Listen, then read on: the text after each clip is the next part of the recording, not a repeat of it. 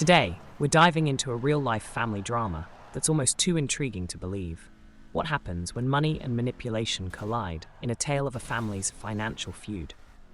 Let's unravel the story that's got everyone talking.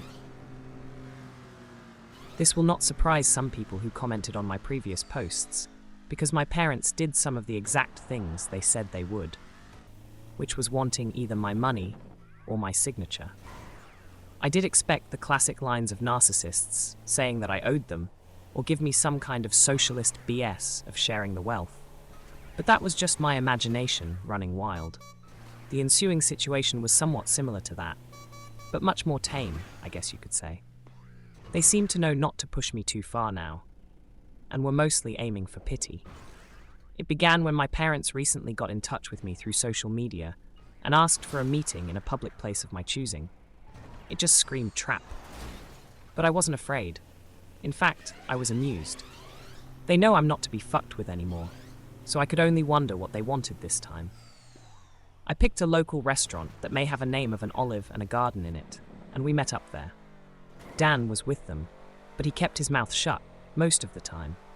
We had awkward greetings, ordered some drinks, and then cut to the chase. My parents begged me to help Dan get his own apartment so he could finally move out. Apparently, Dan's credit isn't so great. Gee, I wonder why? Could it be his wife regularly spends him into a hole? Well, they asked that I help by either supplying some capital or by co-signing for the apartment and helping to pay the rent for it. I simply said no to both. That's when Dan spoke up in anger and yelled at me that I have so much and I don't have a family to support like he does. He needed my help, and I should be sparing the money for his family since I don't have one myself. I laughed and asked where they were when I needed their help.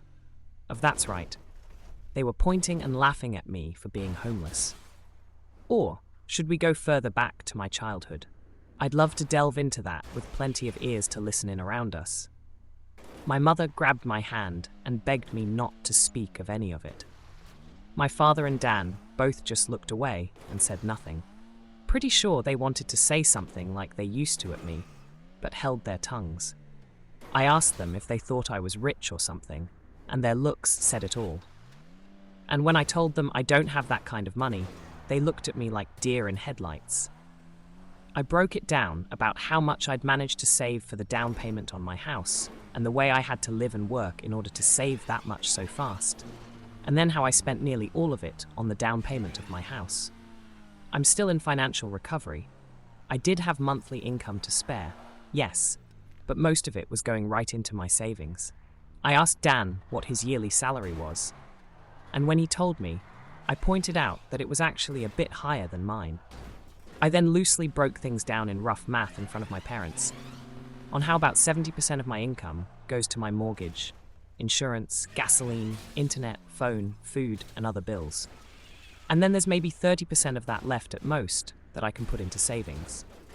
And I need that money saved, get back on my feet in time. And I have to make sure I have savings to fall back on. My truck is from the 90s. If it were to break down, I'd need money to either fix or replace it. And there's other things one would need a rainy day fund for, like home repairs, doctors, taxes, lawyers, or anything in general you'd need quick cash for when it's a sudden, unexpected expense. So as you can see, I just can't spare money for Dan. And I also refuse to co-sign for anything, as that would leave me on the hook for any bill Dan couldn't or wouldn't pay. Then I pointed out that that's likely why my parents didn't co-sign for Dan's apartment themselves long ago. And my mother just started crying again. I was pretty much one step ahead of them in all of this. I'm not an ATM, and I'm not a fool, and I stated that right to their faces. I expected my father to become angry with me like he always does, but this time he just, well, didn't. I've known this man to explode on me for the slightest provocation of not enabling my brother all of my life. But this time, he just didn't do that. There wasn't even a sneer on his face. The only way I could describe the look he had was regret and defeat. Maybe regret for being a shitty parent, or maybe regret because he can't bully me around anymore. Who knows? Either way, my parents couldn't really argue with me, and I wasn't about to give them any money. Dan just got up and said this was all just a waste of their time, and that he was leaving. My mother started apologizing for him, but Dan still wanted to leave. Then, just to kill with kindness, I offered to buy them a round of unlimited soup and salad while we were all there. I guess they couldn't turn down free food since we hadn't ordered anything but drinks yet, and they stayed. I went out of my way to talk about anything other than money. Dan remained quiet, and was either eating his food or looking at his phone. But my parents just awkwardly talked with me. They brought up that they've recently joined a local Christian church, and that they'd already been going for the last 2 weeks. I said, good for them, and they of course started trying to advertise that they'd like me to go too. I simply said no thanks, and they were smart enough not to push further. When the meal was finished, Dan left a $10 on the table for the tip and walked off without saying another word to me or anyone. My mother just excused his behavior, and we all parted ways. That was about it. Not nearly as much drama as I thought there'd be.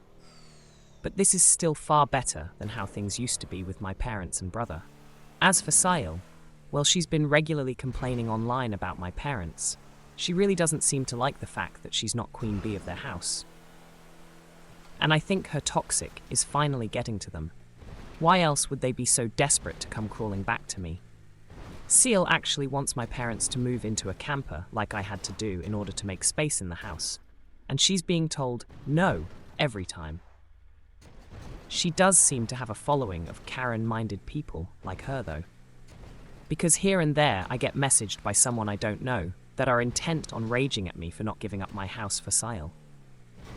I don't bother to argue with these people anymore. I just block and move on. Though there was one persistent troll who had my phone number, and they call from a different number every time. Yes, it seems to be the same person who called me to say I need to make way for a real family man like Dan, but I could care less. The calls, though, seem to have slowed down, if not maybe stopped. Because I made it clear to that person that they were only amusing me by keeping this up so long. The last time they called was around the beginning of the month. And it's been silence from them since then. If you enjoyed listening to this unexpected family encounter and want to hear more candid stories from life's wild ride, remember to hit that like button and subscribe for more content. Thanks for tuning in, and until next time, take care of yourselves and don't let anyone pressure you into compromising your peace of mind.